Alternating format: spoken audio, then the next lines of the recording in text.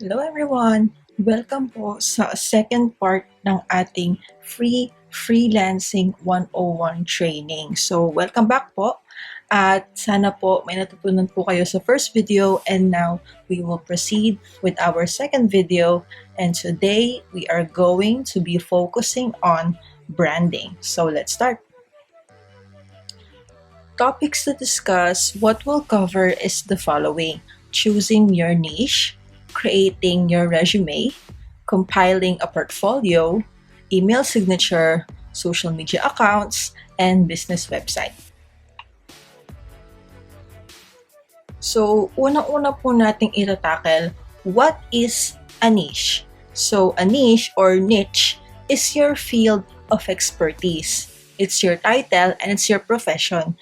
It's what makes you unique and competitive as a virtual assistant. So, kung i-simplify ko po ito yung job title ninyo. Kapag sinabi kasi sa inyo na virtual assistant kayo, napaka-broad po kasi nun, napaka-general nun. Anong klaseng virtual assistant ka? Yun po yung magde-define nung niche. So, kunwari po ako, isa po akong virtual assistant. Kapag po may nagtanong sa akin kung anong klaseng VA ako, sasabihin ko, e-commerce. E-commerce po ang niche ko. So, your niche will define who you are. Kung anong klaseng VA ka. Kung anong klaseng trabaho ang kaya mong gawin as a VA. Kasi po, kapag sinasabing virtual assistant, napakarami po kasi nun. Maraming klaseng virtual assistants at maraming pwedeng gawin ang isang virtual assistant. So, when you say you are a VA, kahit sinong client magtatanong anong kaya mong gawin. But when you say that you are an e-commerce VA, alam ng client, alam mong gawin to kasi e-commerce ka. Hindi mo kayang gawin to kasi nga e-commerce ka. So, parang filter out po kayo with your own category, with your own skills, with your own profession. So, yun po ang nagde-define ng niche. So, let's use the word niche into a real life perspective naman, into an outside perspective. Let's use the word niche in an outside perspective. So, halimbawa po, sinabi nyo na teacher ka. Nasabihin nila, anong teacher? Anong klaseng teacher? Kasi po, merong 3 types of teachers. Merong elementary teacher, merong high school teacher, at meron naman college professor. At kapag po filter out nyo na, for example, you are a high school teacher, na filter out na po kayo. At kapag high school teacher ka, meron pang isang tanong. Anong subject? Are you teaching math? Are you teaching science? Are you teaching English? So, kapag po sinagot nyo yung subject na tinuturuan nyo, isa akong science high school teacher, na brand na po kayo. That is your niche. Kasi yun po ang field ng inyong expertise. So that's how niche works in the online world. So when you say you are a virtual assistant, you are just one of the millions of online workers who work with a client, whether local or international. But when you have a niche, nafi-filter out po kayo at nabibigyan po kayo na sarili yung branding, na sarili yung profession, na sarili yung field of expertise. That's what makes you unique and competitive as a virtual assistant, is when you have a niche. Okay, next.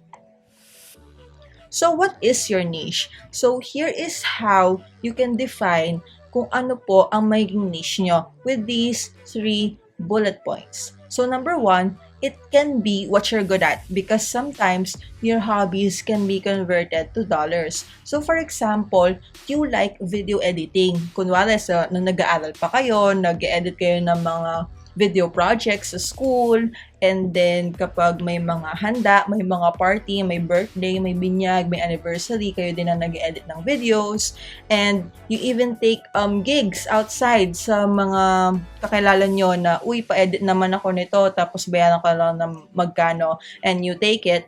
You can use that as a niche in the online world because that's what you're good at, and hilig mo siyang gawin eh. So your hobbies can be converted to dollars, which is also what the second bullet point is. It is what you like to do. It wouldn't feel like work if you love doing it kasi hiling mo siya eh.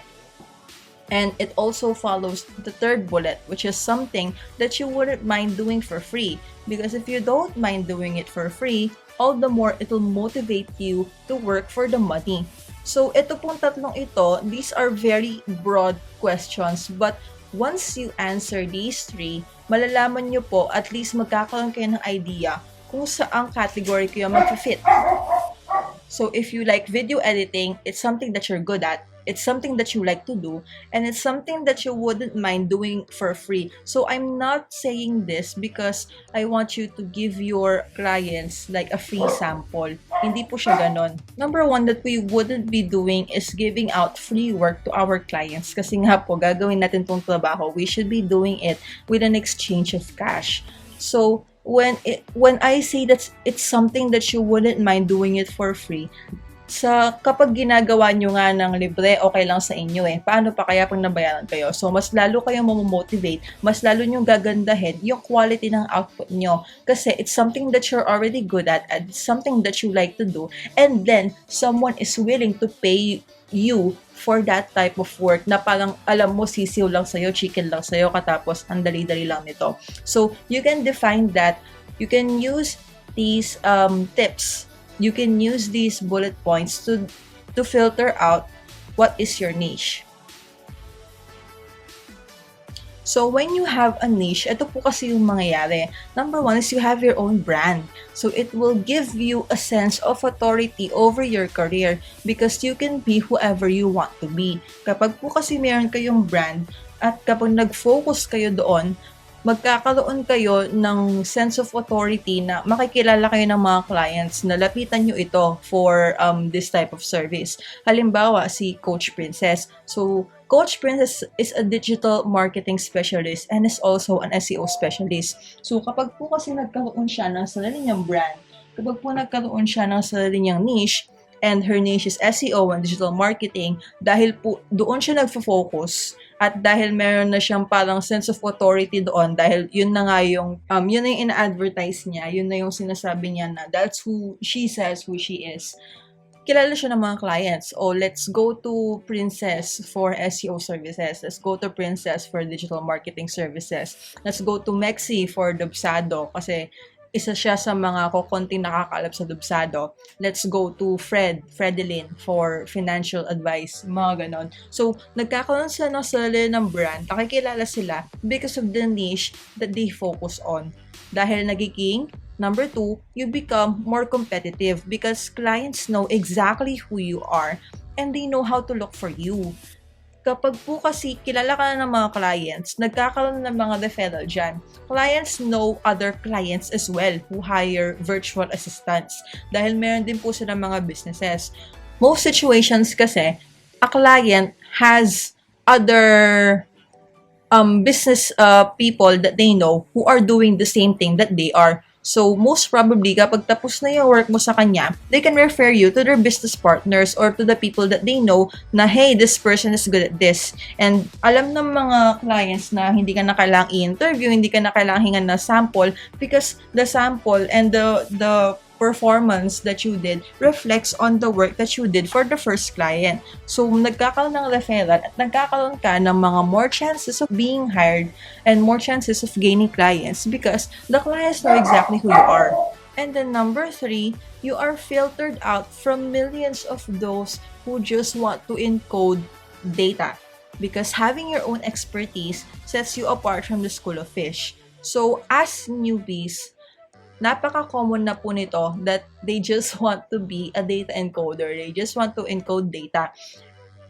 But to be honest, if you look at online jobs or if you look at Upwork and then tinype nyo yung data encoder, sobrang dami po. Yun yung may pinaka-maraming members with that type of niche. Yun yung may pinaka-maraming online workers with that type of niche because that is super common and that is super easy.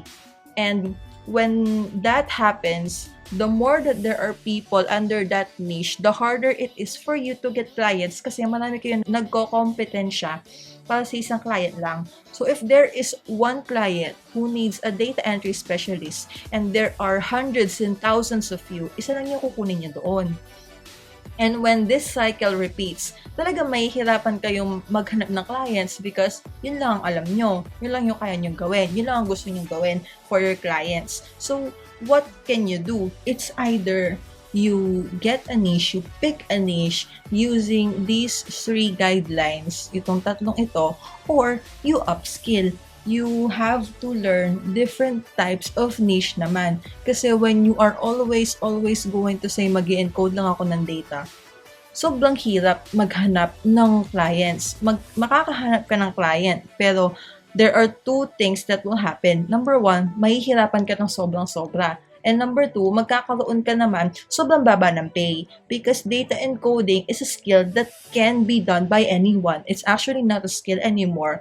Kailangan mo talaga matuto mag-encode ng data if you want to become a virtual assistant kasi po nagta-type lang po kayo. And anyone can type when they're working online kasi it's the most common skill eh. So it's not actually a skill that will set you out apart anymore. So it's a skill that you already have to have.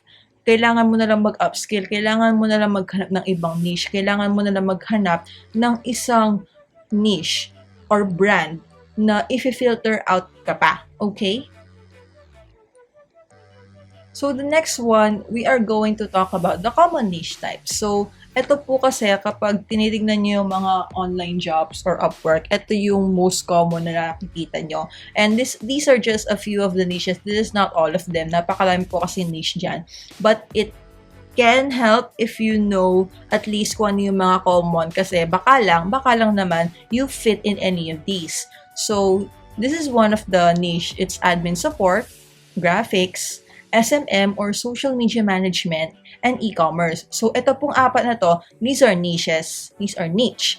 And then, what these niches do are the following. So, for admin support, they do data entry, research, lead generation, personal assistant, and transcriber or transcription. So, when you are in the admin support niche, kailangan kaya mong gawin lahat ng mga to.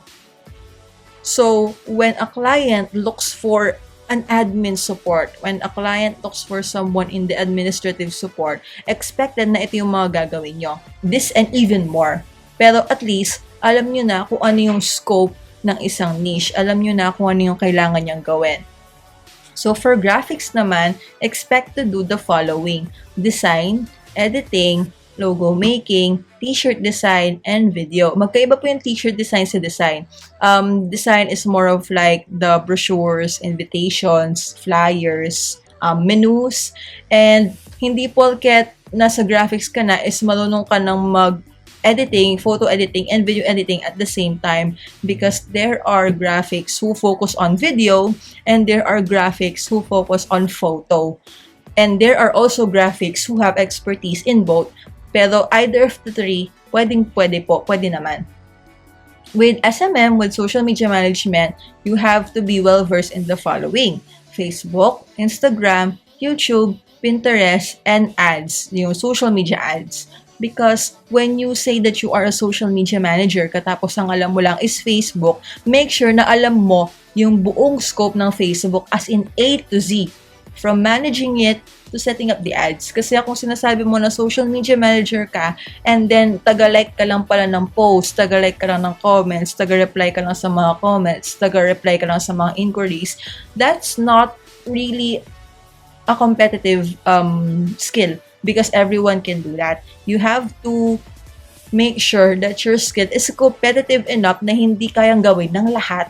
That's what makes you unique. That's what clients will go for. Kasi kung puro ka na lang taga-like and then taga-reply and then taga-answer ng inquiries, anyone can do that. I can do that. You can do that probably. Kahit sino naman na virtual assistant, kayang gawin yun. Kasi napakasimple lang eh. Do something that makes you unique. Advertise something, learn something that will make you unique. Na kapag sinabi mo SMM, alam na alam mo na from top to bottom. Okay? And e-commerce. E-commerce naman, when you are in the e-commerce niche, expect to have knowledge or at least know the following: eBay, Shopify, Amazon Seller, WooCommerce, and Etsy. Marami pang stores ang nakasaklaw dito. Pero these are just the few and the common types. Okay? So, all in all, yun po ang mga common niche types and their definition. So, the bottom line is, don't depend your niche on your trainers, coaches, and mentors because they can't decide for you. Meron po kasi mga lumalapit sa amin na gustong matuto na maging virtual assistant, and we say okay. And then they ask us the next question, ano po kaya sa tingin nyo yung magandang niche para sa amin? Which is, honestly, hindi namin masasabi yon because we don't know what you're good at. Kapag tinanong namin na ano po ba yung mga kaya nyong gawin, ang sinasabi nila, kaya ko pong mag-encode ng data, kaya ko pong mag-type, kaya ko pong mag-search. Ganun lang. That's very common, and that is something, again, those are the skills. If you watch the first video, data entry and research are the most common basic skills that you need to have already if you want to become a freelancer, dahil yun po ang magiging foundation ng lahat ng mga ibang niche, ng lahat ng mga ibang skills na iti-take ninyo. Kapag po kasi sinasabi nyong marunong po kayo mag-data entry, pero hindi namin alam na mahilig pala kayo mag-drawing kasi hindi nyo sinasabi sa amin. So that can be a good indication that you can be a graphic designer. Kailangan nyo lang ng gamit and kailangan nyo lang ng extra training. And that can already be your niche. Or mahilig kayo mag-online selling, you can actually go for e-commerce. Kailangan nyo lang alamin kung yung ins and outs ng mga programs because you already know how to sell, which is the basic skill that you need to have if you want to be on the e-commerce niche. You have to know what will make the clients tick. Kung ano yung magpupush sa kanila, kung ano yung magko-convince sa kanila para bilhin nila yung product na yon. So the bottom line is, again, don't depend your niche on your mentors. They can't decide for you. Dapat ikaw alam mo, or at least i-explore mo on your own with the help lang of your mentors, with proper guidance lang, how to find your niche. Kasi hindi naman pwede na, ikaw mag-graphic design ka, ikaw mag-SMM ka, ikaw mag-lead gen ka, ikaw mag-transcribe ka, ikaw mag-e-commerce ka, ikaw mag-SEO ka. We can't do that. We can see the potential and we will say it if we do see the potential. Pero kung wala kami nakikita, dahil ang sinasabi mo sa amin ay alam mo is data entry lang, we can't decide for you. Pwede namin sabihin na, napansin ko na magaling ka pala mag-edit. Bakit di ka mag-graphics design? So, that is how we can help you in looking and defining your niche. Pero we can't help you all the time unless we know what you can do and who you are. Okay? Now, let's talk about your resume. So, para po sa mga hindi pa nakakapag-apply ng work, sa mga bago-bago pa lang sa working field, a resume is a document that you submit to your employers kapag gusto mong mag-apply sa isang trabaho because it contains information about you so they can get to know you better. At doon din nila makikita kung qualified ka for the job that you are applying for. There is a big difference kasi between a resume sa isang corporate setting and a resume sa online setting, in the online freelancing world rather. A corporate resume is too formal at hindi siya ganun ka-filtered out kasi lahat ng mga kaya mong gawin siguro nakasulat doon. So, this is why I'm including this and I'm naming this in the resume don'ts. Because when you want to work as a freelancer, you don't do the same practices anymore as when you were applying for a corporate setting. These are the resume don'ts. So number 1, corporate. Formality belongs in the corporate world, not in the freelancing industry. Because when you are talking to clients, most of your clients, if not all of them, nakakausap mo lang through the internet. So there is no personal interaction. So it actually pays to be personal and casual because you want to befriend the client. You want that client to trust you kasi nga you are going to work for their business. So when you are casual and friendly, so they can actually trust you more. Number 2 is general. No more of that usual CV or resume you photocopy 10 times. So, kapag po kasi nasa corporate world kayo, photocopy nyo lang yung resume nyo katapos ipasa nyo sa lahat ng mga businesses na gusto nyo applyan. So, that's not how it works in the freelancing industry. Because you have to, again, kailangan po your resume is niche specific because you are targeting specific clients who are in need of that specific service. So that's why you avoid making your resume too general, which is nandoon lahat. The second one is personal info. So your birthday, age, marital status, and religion don't matter. Kasi po sa resume ng corporate, you have to include your birthday, kung single ka or married ka. So even include your height, your weight, the color of your eyes and your hair, your religion. These information don't matter when you are in the freelancing world. So there is no need to actually include any personal info, as in any, not even your birthday, your age. Ang kailangan lang nilang malaman na personal is your name and yung city, not even the complete and exact address, but even just the city of where you live. So at least magkakaroon sila ng idea kung taga saan ka. And that is as personal as it can get. Hanggang ganun lang siya. Your name and the city where you live. And lastly, for the resume dots is the irrelevant info. So no one cares about your academic honors. Kadalasan po kasi sa mga corporate resumes na sinasabit natin, we usually include top 1, dean's lister, consistent, summa cum laude, valedictorian, special awards, etc., etc. So honestly, no one cares about those, especially in the freelancing world, because what the clients care about is how you can bring value to their businesses. And all of these, they'll never find out with all of these. So I will show you guys an example. So eto naman, now we will focus on the resume do's. How you can organize your resume to get clients. So number 1, it has to be short.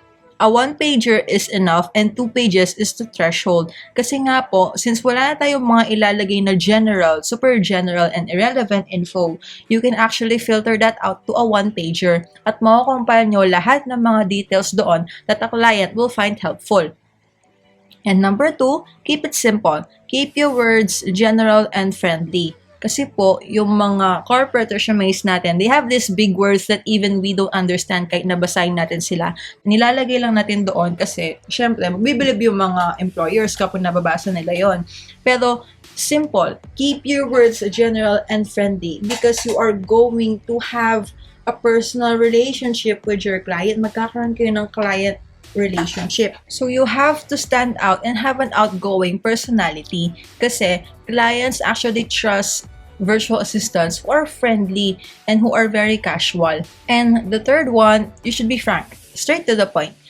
Place relevant, not irrelevant, relevant info that really screams your brand. So doon sa nakita nating corporate resume, lahat ng mga job positions niya nandoon, which is fine. There's nothing wrong with that. But if you have a niche, ang ilagay nyo lang pong relevant info, ang ilagay nyo lang pong relevant experience and skills, it's all about the niche itself. And number 4, it should be good on the eyes. No fonts and colors that are hard to decipher and read because we will actually make our own personalized and customized resume here. And I will teach you that once I show you how a good resume for online freelancers look like.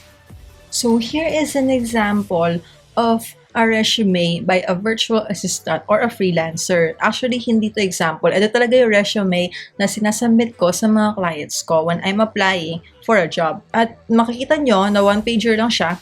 And that's it. This is all that the client needs to know about me. We will go through these one by one. So I have my name here. Hindi ko pa nga in-include ang middle name ko because that's all they need to know. And then my branding. I am an e-commerce virtual assistant and a content writer. And here is my profile, which is also my summary.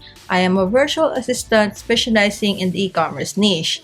I am also a freelance content writer and I am based in Pampanga, Philippines. Dahil ito lang ang kailangan nilang malaman. Just the city or the province. Kasi hindi naman nila kailangan malaman yung buong address natin dahil international clients naman sila. Your complete address doesn't matter because all of the transactions will be based online anyways. And ang contact number natin is nilagay ko ang aking email address, my Skype, and my LinkedIn. Which is, again, yun lang kailangan nilang malaman. Educational background, kung gusto nyo include ang educational background nyo, you can. And if you want to, ang ilagay nyo lang is your college because high school and elementary education is not, it's actually not that relevant anymore. So, ito, nilagay ko dito, Bachelor of Secondary Education, major in English, and then the school and the year. And my skills, dito ko nilagay lahat ng mga skills na alam kong gawin, and I rated them from 1 to 5. So, I have product research, product listing, eBay, Shopify, content writing, copywriting, and administrative. So, yun lang. Wala nang iba. With the experience naman, here I actually included all of my experiences because it is both focused on e-commerce and content writer. I actually have another resume na for e-commerce lang, and I have another resume for content writer lang. So that is how specific you can get. But this is actually already called a general resume dahil pinagsama ko ang dalawang niche ko dito. Pero you can be even more specific than this. With my experience, ayan, nilagay ko yung position, kung saan, and then the dates. Hindi na ako nag-include ng mga job descriptions because you want to keep it as simple and as short as possible. And then, I included the software that I can use. So, Microsoft Office 365, Google Office apps, Canva, Trello, Loom, OneDrive, Slack, Skype, Discord, GIMP, and WordPress. Actually, marami pa to. I just need to update this. This is optional. You don't have to include this if you don't want to. But if you are in a niche where kailangan meron kang Adobe, katapos kailangan malaman ni client nun, you can include this, okay? Now, let me show you how. Let me show you how you can create a resume on your own, a personalized resume, a customized resume na it's all about your brand and your niche, and we can do that using the tool Canva. So to get access to Canva, you just go to canva.com, ito. And if you are not a member of Canva yet, you will be redirected to this homepage here. So since this is free, you can sign up with Google, sign up with Facebook, or sign up with your email. So either of the three. But if you are already a member of Canva, you can just log in and then just put your email and your password. Once you are already registered to Canva, ito na po ang makikita niyong page. So you can see here, this is the home, all your designs, the templates, photos, brand kit, design school, and create a team. So for you to create a resume, you can do that in two ways. Number one, you can go to templates.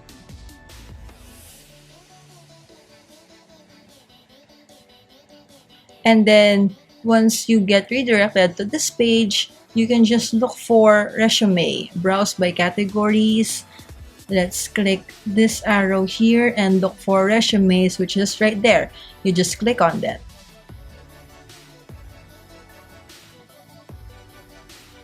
And then when you click on it, makikita nyo po lahat ng mga templates. You can filter that using these filters, and then you just click on them if you want to look for a specific filter, look for a specific design, and then when you scroll down, makikita nyo po ang napakaraming design. Once you already found the right resume for you, pili lang po tayo dito. For example, I want this resume. Click nyo lang po siya. And then click use this template.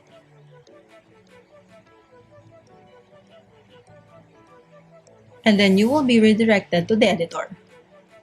Another way, if you want to create a resume, you just go to the search box. Ito sa may design anything. You click the search box and then you type resume.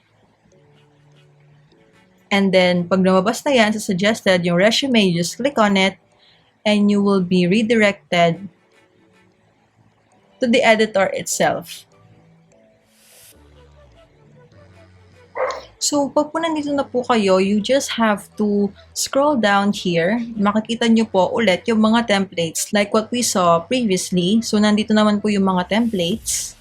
And you can go, for example, you want to use a professional resume. You just click all. And then, lalabas po lahat ng mga professional resumes. You just scroll down and pick the template that you want. Kung gusto nyo pong bumalik, just click the X.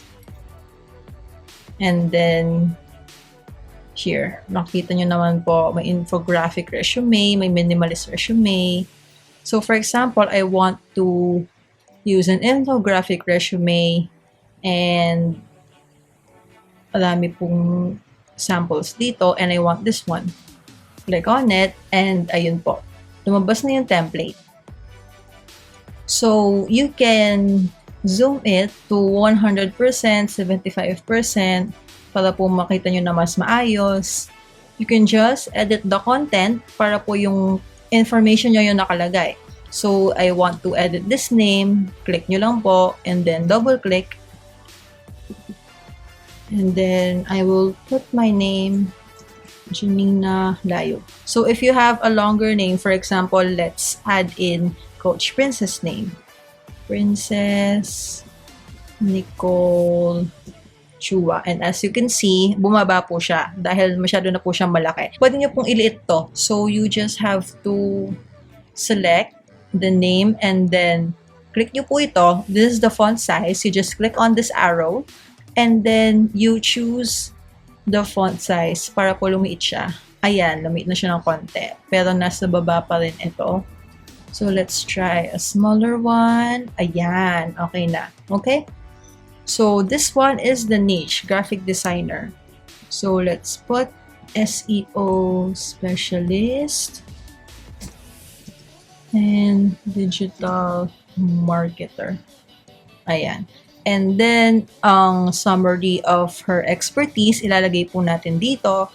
And then, you just double click if you want to edit the information. So, ganun lang po ang Canva. Ayan.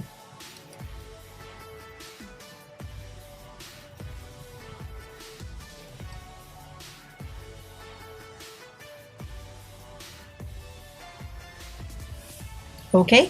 So, that's how easy it is to do Canva. So, paglaruan nyo lang po, you can create your own resume in Canva. And once you are done, you can send it to us para po ma-check po namin siya.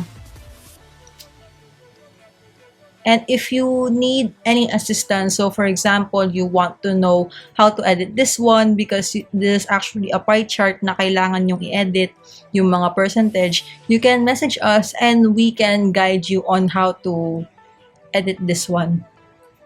So once you are done with that, let us proceed to the portfolio. So what's the portfolio?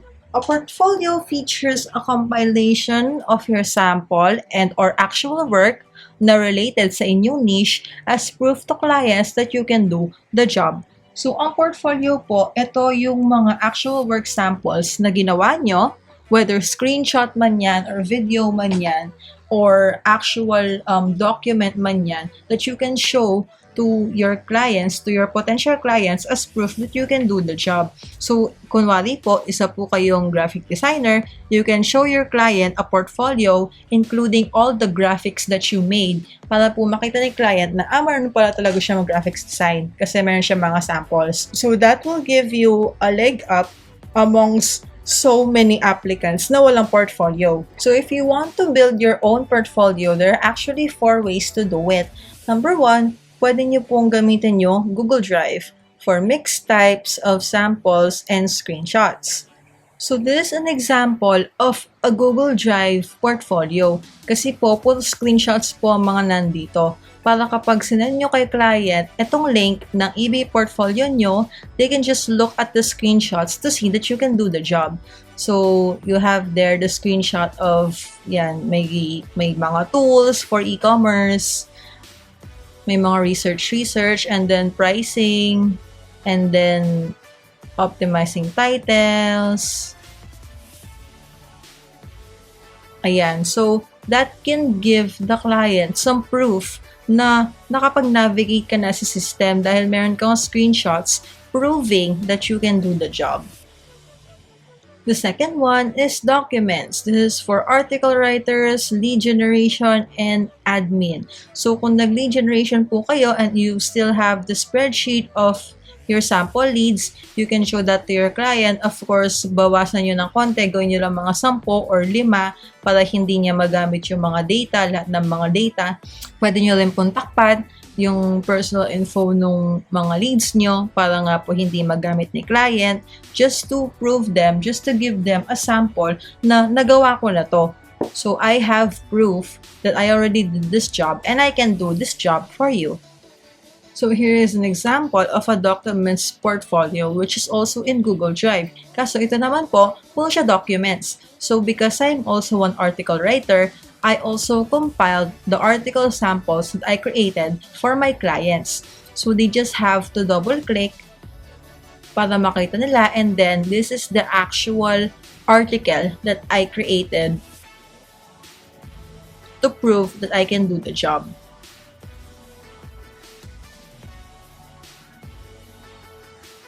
Ayan. Next one is video, which is most helpful for graphic designers and video editors. Pwede nyo pong i-compile yung lahat ng mga work samples na ginawa nyo for different clients, for different purposes, and then gawin nyo po siyang video, upload nyo sa YouTube. If you are going to apply to a client, bigyan nyo lang yung YouTube link, sabihin nyo, this is my portfolio, this is my sample, this is everything that I've done, para makita nila. And lastly, yung website. This is for maximum exposure and it works for all types of niche. Dahil ito po, makikita din po ito ng kahit sino nagsusearch for a virtual assistant, especially if you already have your niche. So if they are looking for an SEO specialist, and then ginamit nila yung Google or yung Bing, and then lumabas sa search engine yung website mo, matik may client ka na. Kasi po, na-expose ka na sa World Wide Web, and minsan hindi mo na kailangan mag-apply dahil nakakita na ng clients mismo yung website mo, and they just have to contact you. So here is an example of a website portfolio. So this is my old website portfolio na hindi ko na po ginagamit at hindi na po siya online, hindi na po siya nakapublic, pero I will show this to you guys so you have an example. So this is a website that I created through wordpress.com. So ito po, meron akong logo dyan, and then I have categories: home, about, services, and then naging drop down siya to my different services. I have a blog, and then meron akong contact page, and this is the home. Meron akong mga introduction, and then I also included the equipment that I use for freelance and virtual assistant tasks. Yung laptop, internet connection, backup connection. And then, let's go to about. Ayan. Meron akong about dyan where I shared my story of becoming a freelancer and an online worker. And then, if we go to the services, and you can see I actually separated my services to different niche. So, I have eBay listing. And nagpakita po ako ng screenshots ng mga tools, screenshots ng mga listings na ginawa ko, screenshots ng mga tools na kaya kong gamitin. Then, let's go to Shopify.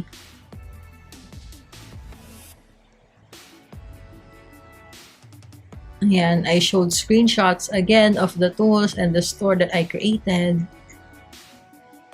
And then, data entry. So, puro lang po siya screenshots. Screenshots and, typing test results.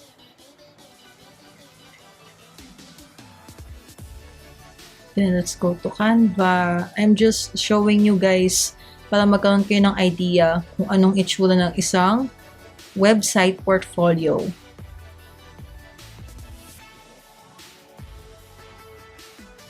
Ayan, ito po yung luma kong resume. Then, content writing.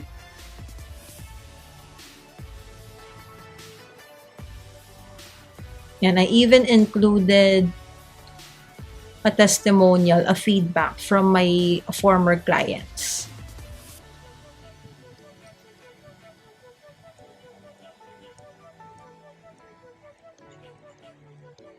and then SEO, which was still not available.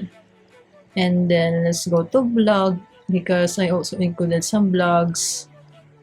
Ito, so I included 2 types of blogs here. And if we go to this one, let's check.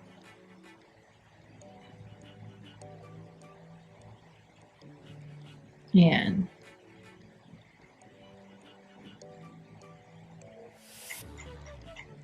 And then yung contact page. So, ayan po ang example ng isang website portfolio. So, email signature. An email signature serves as your identity badge every time you send an email. If you want to create an email signature, you can do so by going to one of these 2 sites. So you can go to HubSpot, free signature generator, or new old stamp signature generator. So you can just search them on Google. Search natin HubSpot free signature email signature generator, and then you just click on the first link.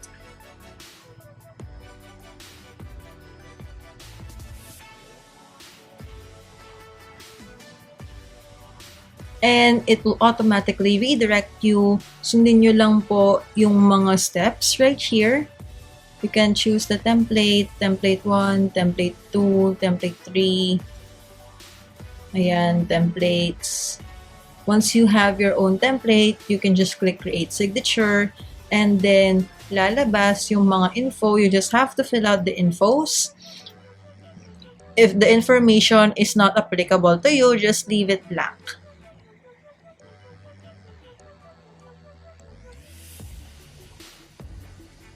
And then you can also visit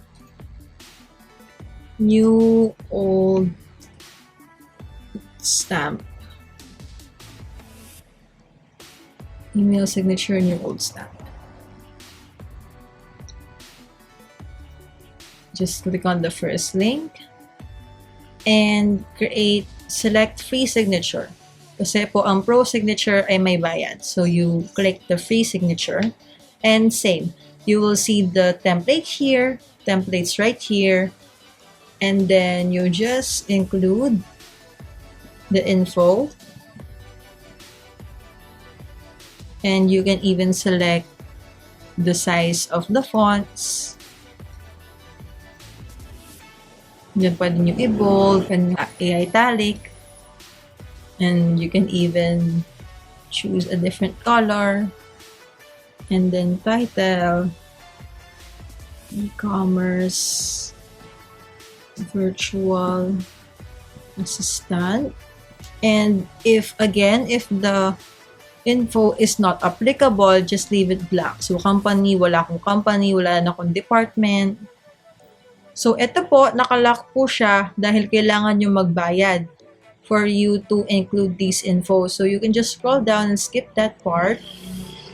So kapag po nag-upload po kayo ng photo, it will show up right here. Usog po itong mga to dito sa right side, and then your photo will be right here.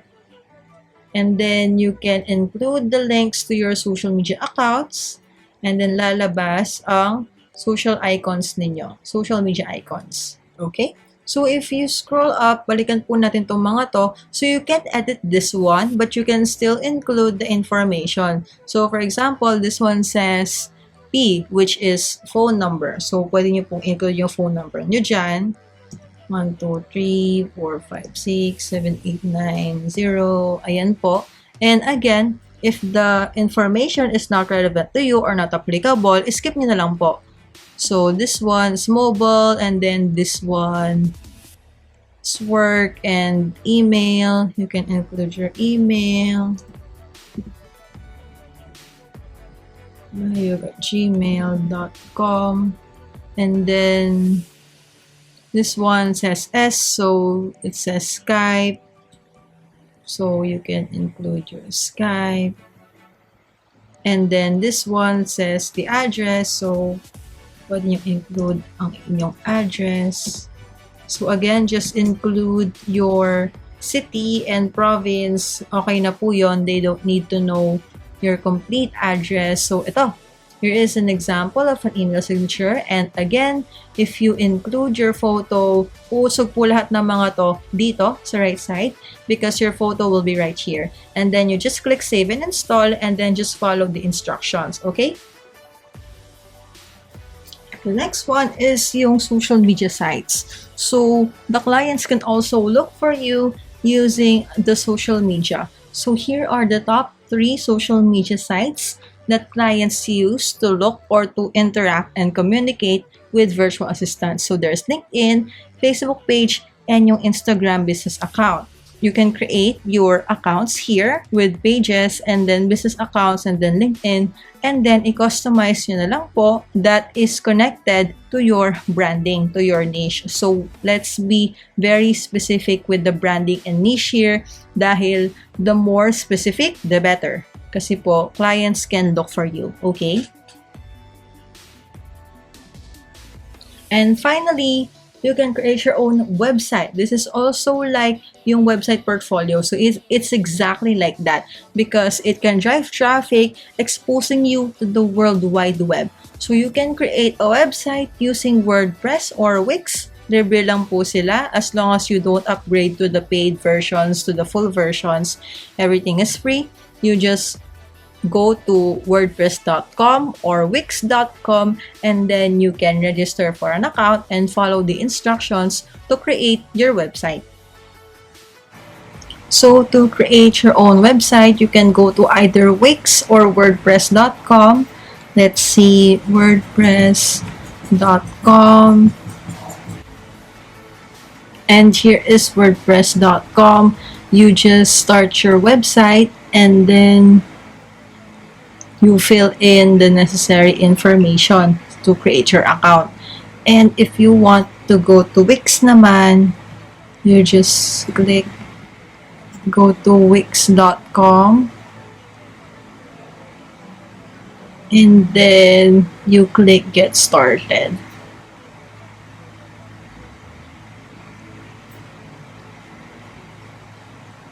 And again, just follow the instructions so you can create your own website, okay?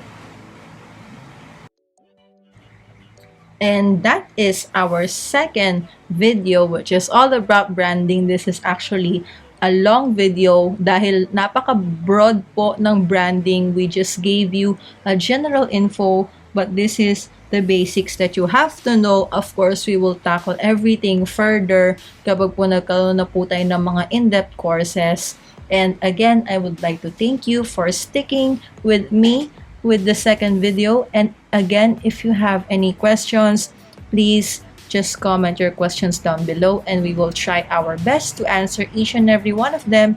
And we will see you in our last video, which is all about how to apply and get clients. Okay? See you everyone. Thank you po. Bye!